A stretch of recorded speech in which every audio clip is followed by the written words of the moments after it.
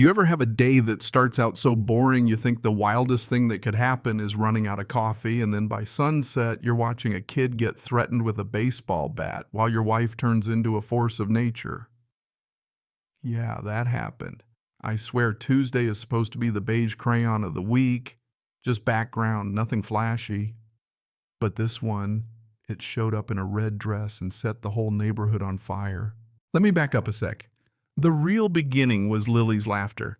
That's my little girl, 8 years old, all pigtails and band-aids on her knees. She was skipping home from a play date 2 doors down in our cookie-cutter mailbox-matching suburban bubble. You know, the kind where you pay through the nose for a homeowners association so your grass matches your soul, and the biggest drama is whether the new paint color is desert dune or sandstorm.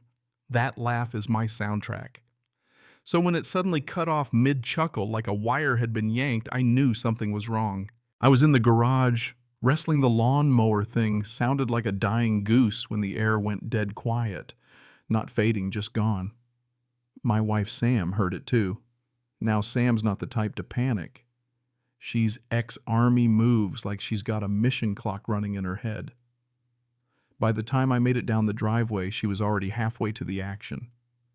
That's when I saw it, an image branded in my brain, Lily crumpled on the gravel, 4 teenage boys standing over her. Not just boys, varsity jackets, sneers, and entitlement radiating off them like cheap cologne.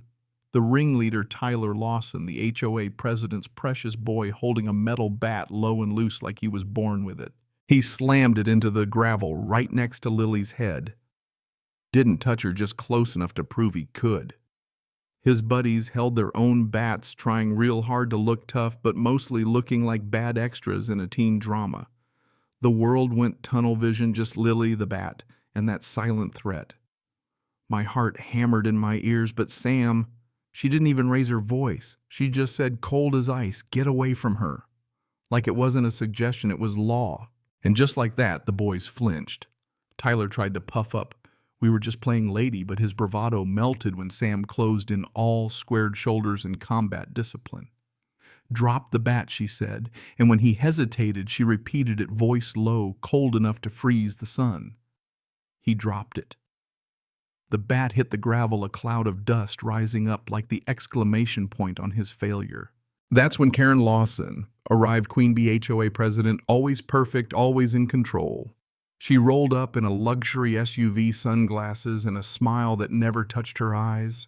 Surveyed the mess, her boy, my crying daughter Sam, standing there like a storm cloud ready to burst. She didn't even pretend to care. Tyler, what's going on? She cooed. Tyler muttered about an accident, Lily tripping. Karen's smile got tight, her hand shielding her golden child. I'm sure it was just a misunderstanding. Boys will be boys. Sam wasn't having it. Your boy stood over my daughter with a bat after knocking her down. Karen's mask slipped for just a second, something sharp, hard underneath, but then she turned it back on us. I think you're mistaken. My son would never. Perhaps your daughter is clumsy. She started spinning reality on its axis, rewriting the scene before the gravel had even settled. But you could see it in her eyes. This was her turf, her rules. She drew her line right there, her perfect son, our broken girl. She had no idea who she was up against. We took Lily home, patched her up, Sam in medic mode, me in full dad, who just wants to smash something mode.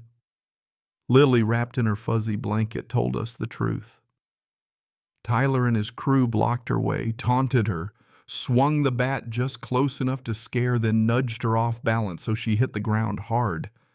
The scrape on her cheek. From gravel, one of the others kicked in her face. Next morning, we're in the principal's office. Mr. Henderson looked like he wanted to crawl under his desk. Tied nervous file folders with both Lily and Tyler's names peeking out. It's complicated, he mumbled. 1 student's word against 4. Even the bat was excused. Tyler's on the baseball team, after all. And then Karen swept in all business and expensive perfume. She had written statements, typed, signed 3 matching stories about Lily tripping on her own. Then she leaned in. My husband and I sponsor the school's scoreboard, support the athletics programs. It wasn't subtle. Henderson wilted. Case closed before it opened. The rules meant nothing when Karen Lawson owned the scoreboard, the principal, and the story. Resolved, they called it, even as I stared at my kids' bruises. A few days later, the letter started official HOA violations, each one pettier than the last. Our lawn was a quarter-inch too high. A $100 fine with a photo of a single blade of grass and a ruler. A garden hose not perfectly coiled. $50 for a ceramic gnome Lily made in art class hidden behind a rose bush. They must have crawled through our yard for that photo. Sam, though she started a folder. Took photos, measured everything, documented every little injustice. That's how you win a war of 1,000 paper cuts. You keep records. The mailbox became a source of dread. Every trip a new violation. Karen was weaponizing bureaucracy, wearing us down, trying to make us the next family to move out quietly. But after 3 weeks of the circus, she got bold. Sent 2 goons to our house late at night, claimed to be HOA compliance officers, tried to plant a suspicious bag near our front porch. But Sam had prepped for war cameras everywhere, floodlights and a voice through the doorbell speaker that could freeze water. You are being recorded. Police have been notified.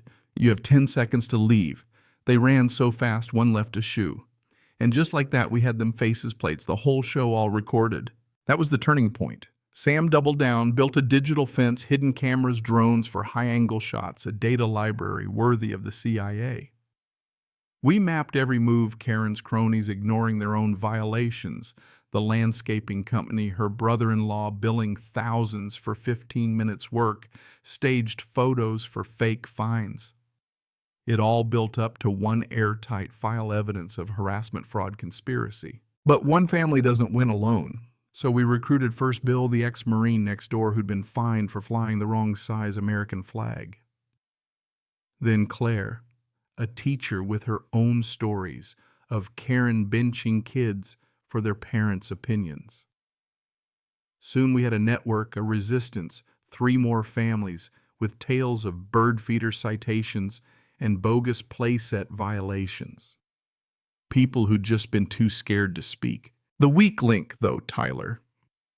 Turns out the boys bragged in a group chat called The Dugout. With a little help from a student named Sarah, one boy, Michael got scared enough to send us screenshots. Tyler had spelled it all out, bragged about what he did, laughed about. Lily said his mom owned the principal and would drive us out with the HOA. There it was, confession, cover up the works. And here's where karma showed up in a suit and tie. George the treasurer had a son in that chat too. We gave him a choice: help us or watch his kid go down with Tyler. Turns out George was just tired, scared, trapped. He gave us the real financial ledgers, years of fraud, kickbacks, money funneled through family companies. Sam put the pieces together, tens of thousands, embezzled expenses, disguised as community outreach luxury spa days on the HOA dime. The night of the annual HOA meeting, the room was packed. Karen was at the podium, basking in her fake popularity. Sam stood up, walked to the front, and with every eye on her, started the slideshow photos of Lily, the bogus fines, the confession, and finally the charts, showing exactly where all that money went. Karen tried to adjourn, tried to shout us down, but she never saw the cops at the back until they stepped forward with warrants. They cuffed her and Tyler right there. And let me tell you, the sound of those handcuffs closing, that's what satisfaction sounds like. But the real win wasn't revenge. It was the aftermath. Neighbors came out of hiding, the board dissolved, Bill took over as interim president, and the bylaws got trimmed back to sanity. No more garden gnome fines. Lily could play outside again without fear. Sam took down most of the cameras, kept just one by the door. Peace after a storm. A few months later, the new board cut us a check reimbursement for every bogus fine Karen hammered us with. Not a fortune, but enough. I hired the fanciest lawn service in the county, had them mow our grass to exactly 2.9 inches, just because I could. Sent a photo to the new board. Malicious compliance as art. We learned a lot. How far do you go to protect your own, far enough to build a movement, stand up for what's right, and turn the tyrant's rules against her? Now I sit on my porch watching Lily laugh again, grass perfectly trimmed, and wonder how many other Karens are out there running their little empires. So tell me, how far would you go to stand up for justice? Ever had to take on your own HOA or deal with a bully like Karen? Drop a comment below. Because in the end, justice is a team sport, and sometimes it starts with just saying, "Not today."